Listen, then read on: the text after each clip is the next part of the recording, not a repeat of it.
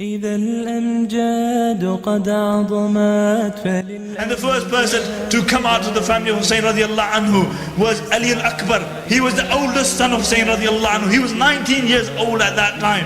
And he came out and he fought like a lion. Because he was who? He was the grandson of Ali radiallahu anhu. And he was the family of Hamza radiallahu anhu. And he fought like a lion until they cut off his hands and they struck him. And when he was breathing his last, Hussein radiallahu anhu took him in his arms and he said, "Oh my son, on the day of judgment, your grandfather, the Prophet sallallahu alaihi wasallam, will bear witness to your shahadat." And then the cousins of the Prophet sallallahu alaihi wasallam moved forward. And these weren't ordinary people. These were sahabis.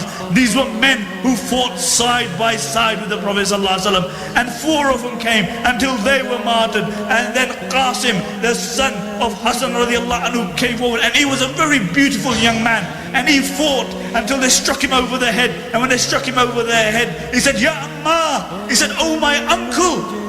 And Hussein radiallahu anhu ran forward and he took him in his arms and he said, "Oh my son, today your uncle is so incapacitated that he cannot reply to your call because his enemies are many and his friends are few. But I swear by Allah that after this day you will not need to call upon anybody." And then one by one, the family of Hussein radiallahu anhu were martyred until there were only 2 people left, Abbas radiallahu anhu and Hussein radiallahu anhu. And then they martyred Abbas, and then Hussein radiallahu anhu fought. He fought bravely, but for 3 days he hadn't tasted a sip of water. And he fought as brave as he could, but for 3 days he hadn't tasted a sip of water until finally he retreated and he went into his camp. And he had a young child, a young son called Abdullah, and he knew his time was up. And he took his son in his arms and he began to kiss him and he began to embrace him. And one of the Kufan, they shot an arrow and the arrow hit Abdullah in the neck. And Hussein radiallahu anhu, he put Abdullah to the floor and he lifted his hands to the sky and he said, "Allahumma sabbirna ala al-qadha, Allahumma sabbirna ala al-qadha, Allahumma sabbirna ala al-qadha." He said, "Oh Allah, give us sabr upon your decree. Oh Allah, give us sabr upon your decree." A man who's in this state, but he's still turning towards Allah subhanahu wa ta'ala. And one of the Kufan mentions, "And I swear by Allah, I have never seen a man as brave as Hussein. For bodies are lying all around him, but he's sitting there as content as any man could be." Why? Because he knew he was destined for Jannah. He knew that Jannah was minutes away. And Abdullah ibn Jabir radiallahu anhu, upon occasion, he was sitting with his students and Hussein radiallahu anhu walked past and he said, "If you want to see a man whose abode is Jannah, then look at this man. Because I swear by Allah, I heard the Prophet sallallahu alaihi wasallam saying that Hussein's abode is Jannah."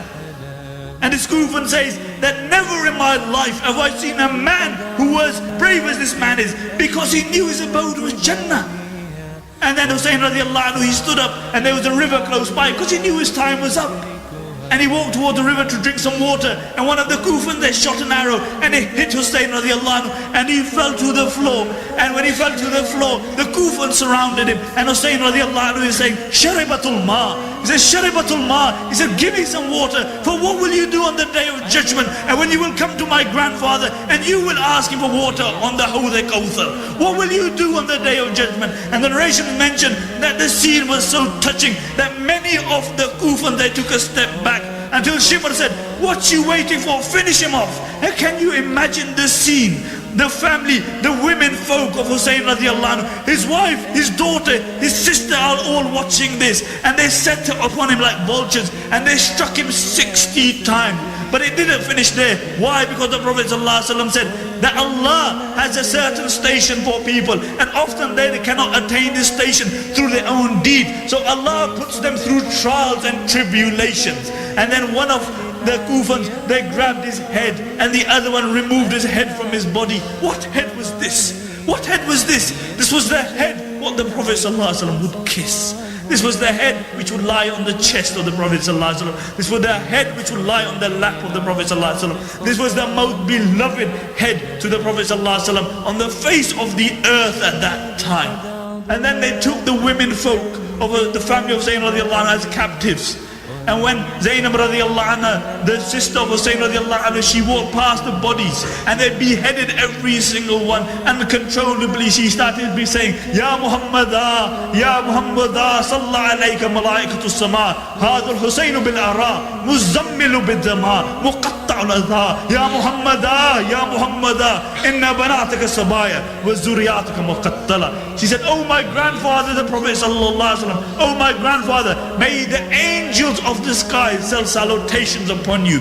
This is Hussein lying in the battlefield, and lying in the battlefield, Muzammilu bid-dima. Today his shroud and his clothes are blood. Muqatta'ul adha, and his limbs have been cut. What they did is after they killed Hussein radiallahu anhu, they made horses trample his body. Inna banataka sabaya. He said, oh my grandfather, today your daughters have become captive. Wa zuriyataka muqattala, and your progeny has been killed.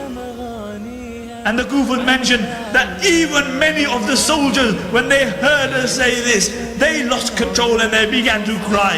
And Allah didn't even give these people the tawfiq to bury Hussein radiallahu anhu until the Bani Asad came and they buried the bodies of Hussein radiallahu anhu. And when the Kufans found out, they sent water over the body, over the place where the bodies were. And then one of the Bedouins from the Bani Asad, he came to this place. What was this place? This place was Karbala. Karbala. Karbala. فروح الفذ يعليها ليصبح همة تروي عن العلي.